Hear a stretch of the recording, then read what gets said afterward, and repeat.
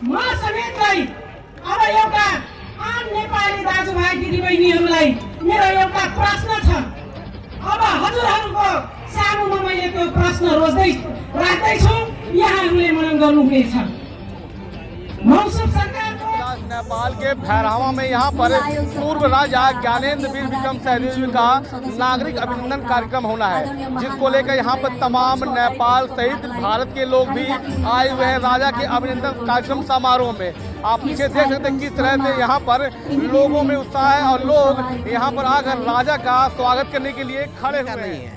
राजा का पहले से ही ये देश भर में दौड़ा प्रोसेशन धार्मिक यात्रा रहता आया है, लेकिन आज थोड़े राजनीतिक दल डरे हुए हैं क्योंकि देश में ये राजनीतिक दल के अगेंस्ट में एक लहर चल रहा है, क्योंकि देश में बेरोजगारी है, देश में युवा लोग विदेश पलायन हो जा रहा है, देश का इकोनॉमिक एक्टिविटी डामाडोल है, गिरा हुआ है। इसलिए भी आदमी लोग इसको गलत प्रक्रिया से गलत तरीके से देख रहे हैं, लेकिन ये राजनीतिक आंख है। लेकिन वास्तव में एक बात किया जाए, आज जनता का जो उपस्थिति है वो अपने राजा को पुनः एक संवैधानिक राजा के रूप में स्थापित करना देखना चाहता है, क्योंकि वो एक ही विकल्प है इस नेपाल में शांति के लिए, ये अभिभावकत्व के लिए, क्योंकि आज नहीं पूरा 242 साल 250 साल जो राजतंत्र इस देश में रहा है, कुछ विदेशी शक्तियों के हाथ से उनके बहकावे में जनता को झूठा आश्वासन देके के जो ये राजनीतिक दल पिछले बार राजा का शासन को हटा के गणतंत्र लाया है, जनता इससे बिल्कुल इसको नकार चुका है। हर जगह राजा का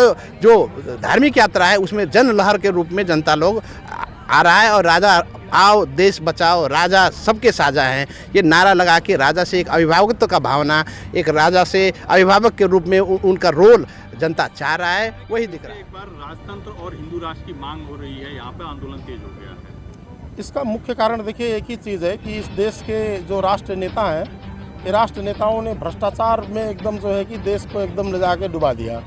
डुबा देने के नाते जो है कि अभी जनता जो है कि राजा की मांग कर रही है। राजा के साथ साथ हिंदू राष्ट्र सहित का जो है कि राज सिंहासन जनता मांग रही है। और एक चीज़ इसमें मैं एक्चुअली आप लोगों को बता देना चाहता हूँ कि देश के जितने युवा हैं, इन युवाओं पे जो यहाँ के राजनीति करने वाले देश के लोग हैं, बड़े बड़े नेता लोग, ये लोग जिस हिसाब से देश के युवा को देख रहे हैं, युवाओं पे जो न्याय होना चाहिए तो अन्याय हो रहा है। अभी विगत के दिनों में आप लोगों ने देखा कि काठमांडू में जो है कि विदेश जाने के चरण में ही युवाओं पे जो है कि गोली बरसाया गया, 2 लोगों का मौत भी हुआ।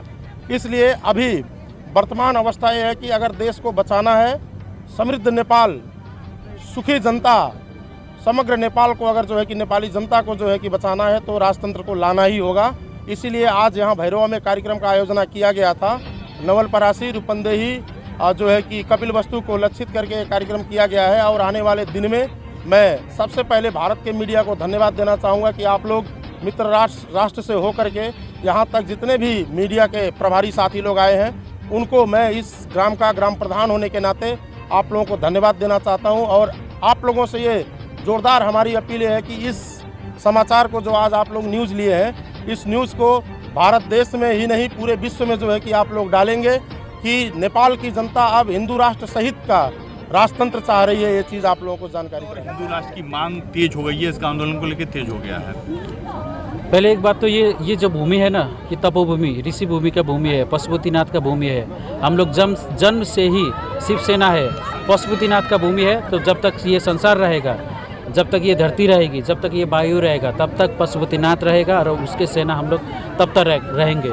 जब ये भूमि ही सनातन की भूमि है तो हिंदू राष्ट्र तो होना तो जरूरी नहीं है ना। और हिंदू सनातन पद्धति अनुसार तो हमें तो राजा ही चाहिए, राजा बिना तो हिंदू राष्ट्र तो पॉसिबल भी नहीं है। इसीलिए आंदोलन तेज हो गया। हाँ, तेज हो गया।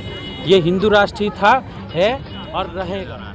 यहाँ तो अब आंदोलन की तैयारी हो रहा है। राज संस्था देश के लिए अपरिहार्य है, इसलिए आम नेपाली जनता के आप लोग देख ही चुके हैं।